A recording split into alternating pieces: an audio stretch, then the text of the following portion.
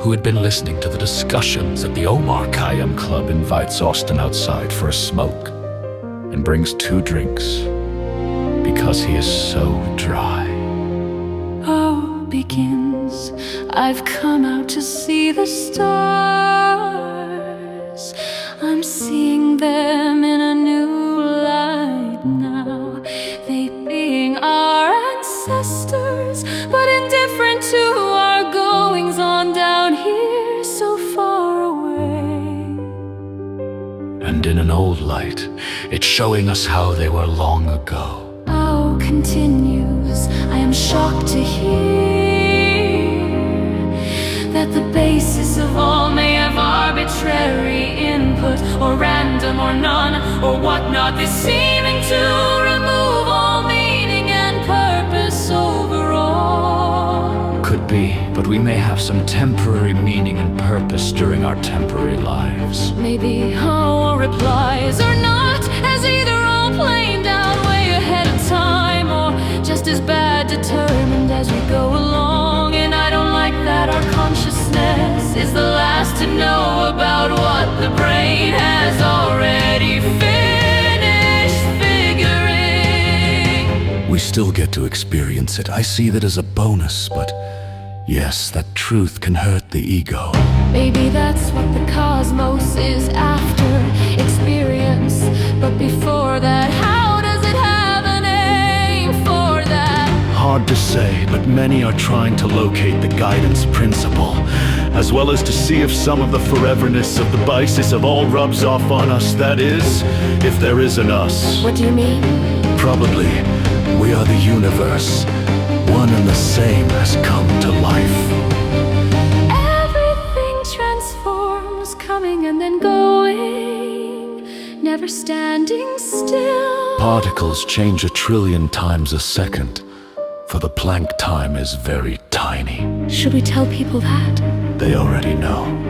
I must ask you how that whichever transforms seems to have to ever stay the same at heart. No one knows exactly, but for quantum fields. So then, what we know is our sun is ever changing, and is never the same. Yes, but a semblance of the sun continues until the sun semblance burns out. So a key is what is underlying the semblance continues. Yes, as a hard-to-find key, the secrets of the universe seem to be kept in, as a yin-yang in 2 locked boxes, each of which contains the other's key. Yeah, we're somewhat in the dark. As Omar says, I also like how, given that we are here, we can retrodict what had to go on to make us so. That's how Hubble knew about the electron-volt energy of carbon forming. Isn't it something to be able to know the past without it studying, learning, or waiting for confirmation? It's ever to be expected that what happened along the way to us will always appear to be fortuitous, lucky, and all their synonyms. We could set up a fake physics business. We could have opened a shop long ago and have appeared to be geniuses. Yeah. Is our solar system near the galaxy's core? No, fortunately it's not, for the intense radiation would have doomed it. Hey, thanks. I was wondering about that. Here's $1,000 for your answer. How many million electron volts does carbon need to form? Well, since the very important carbon atom for our carbon-based life forms exists in abundance, it must around 765 million electron volts, since its formation hinges on the radioactive state of a carbon nucleus formed out of 3 helium nuclei, which has but a 20% range to work with without being too high. This is not a very large range, though adequate. But without it and the fluke of its happening to fit that range, nothing much would have worked out in this universe. We knew what it had to be, and so that's where we looked to confirm it. Thanks. Here's $1 million. Why does Earth have a moon? Thanks. Here's $1 million. Why does Earth have a moon?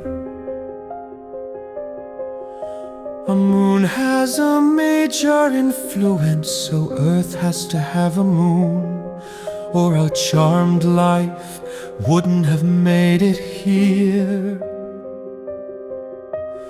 Something we'll probably discovered about the Earth wobbling like a top. If there were no moon, much too quickly, its areas alternating through freezing and steaming zones. Thanks. Here's a hot dog and an ice cream cone for you. Isn't it serendipitous that oxygen is relatively abundant?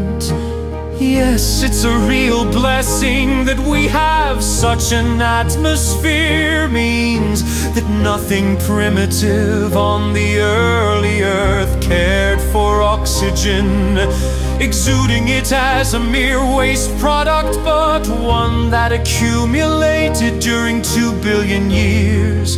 Although hydrogen must have been tastier, and so was kept to use. Our luck of oxygen is from photosynthesis by early bacteria, and later through plants too, that could fill the lungs of those who weren't even around yet, as well as build an ozone layer of protection from the harmful rays of outer space. Thanks. Here's $1 billion did large beasts, and many more species have to go away for us to prosper. Yes, as hinted at earlier, we find big bones deep under the soil. Okay, thanks. Here's a blank check. Now, how about something really exciting and personal? Well, after the dinosaurs died out, the shrews attached to a favorable evolutionary line headed towards us, and every single one of your forebears on both sides survived. They'd be attractive enough or smart enough to locate a loving mate with whom to celebrate. That's personal. Yes. I'm saying that every one of your ancestors had sex. Oh my.